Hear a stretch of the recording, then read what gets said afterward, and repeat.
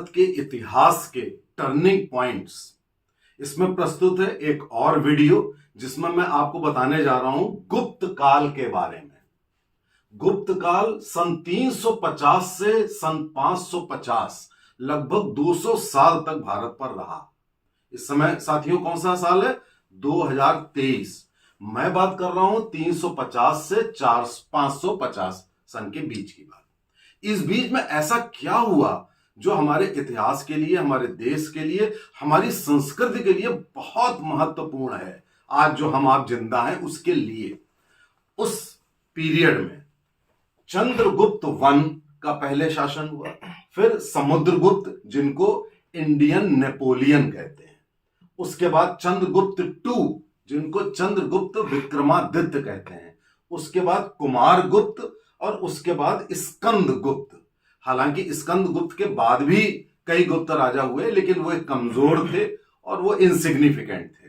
हम इन राजाओं के बारे में अगर बात करें तो इस काल में अर्थव्यवस्था बेहतरीन थी। इस काल में कला और आर्किटेक्चर सब कुछ बहुत बेहतरीन था। इसी काल में आपको कालिदास भी मिले, इसी काल में आपको सारी चीजें, स्वर्ण मुद्राएं, चांदी की मुद्राएं सब कुछ थी। फिर ऐसा क्या हुआ जो ये काल बहुत महत्वपूर्ण है? साथियों हम बात करेंगे स्कंदगुप्त, लगभग आखिरी जो योद्धा राजा थे गुप्त काल के। इस काल में स्कंदगुप्त 455 से 467 के बीच में इन्होंने शासन किया। ये 350 तक भले रहा हो लेकिन 467 तक मेन इनका गुप्त का जो ग्लोरी थी वो थी। स्कंदगुप्त के समय साथियों विदेश से हमेशा भारत में आक्रमण विदेशी आक्रांताओं का हुआ। पिछले वीडियो में मैंने आपको बताया था कि पुष्यमित्र शुंग ने जब अपनी संस्कृति बचाई थी तब ग्रीक, यवन लोग आते थे। इस काल में हूण लोग आते थे। हूण लोग ऐसे थे, ये कबीलियाई ट्राइबल लोग थे। हूण जो थे ये चीन और यूरोप से मिली हुई एक जगह जिसको यूरेशिया कह लीजिए या जो भी नाम दे दीजिए, वहां के लोग थे जो आदतन लड़ते थे। इनका कोई लीडर विशेष नहीं होता था, बस ये लड़ते थे, खूब लड़ते थे और अच्छे योद्धा थे और जहां जाते थे वहां की कल्चर को डिस्ट्रॉय कर देते थे, वहां की संस्कृति को खत्म कर देते थे।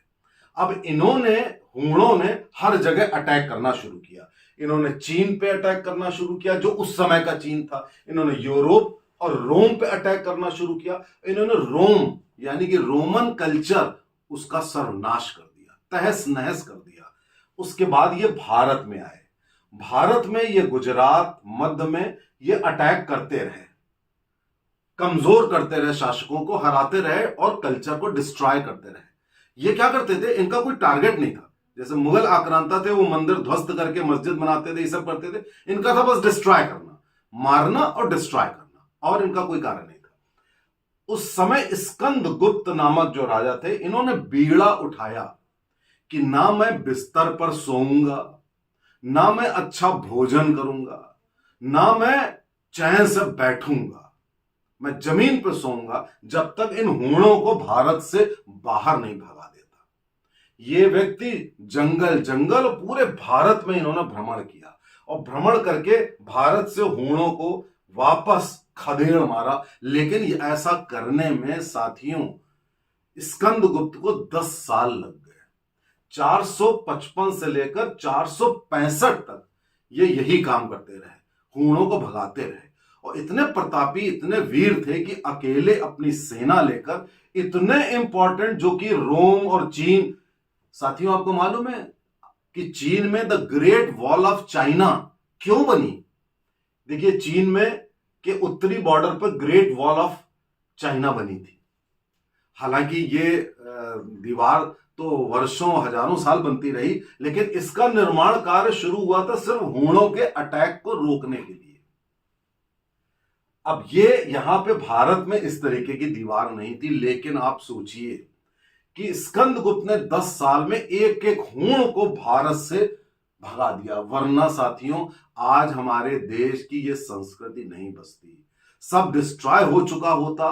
हूण आके जैसे रोम को खत्म कर दिया और खत्म करने के बाद उन्होंने राज भी नहीं किया रोम के ऊपर। रोम के ऊपर बाद में क्रिश्चियनिटी आ गई, ऐसे ही हमारा भी वो देश खत्म कर देते और कोई और सिविलाइजेशन आ जाती।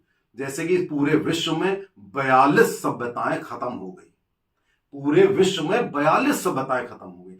हमारी सभ्यता आज तक अक्षुण्ण है, अद्वितीय है। उसके पीछे बहुत सारे योद्धा हैं। और स्कंदगुप्त का नाम, पहले मैंने पुष्यमित्र शुंग की बात करी थी, आज मैं स्कंदगुप्त की बात कर रहा हूं। स्कंदगुप्त को और सम्मान मिलना चाहिए, जिसने इस देश की संस्कृति को बनाए रखा, हूणों को वापस भगा दिया। हालांकि इसके बाद भी और आक्रांत आते गए, लेकिन स्कंदगुप्त ने अपना कार्य कर दिया कि हूण कम से कम नहीं आ पाए। और उस समय भारत की आन बान शान की रक्षा करके भारत की संस्कृति, सनातन संस्कृति को बिल्कुल अक्षुण्ण रखा।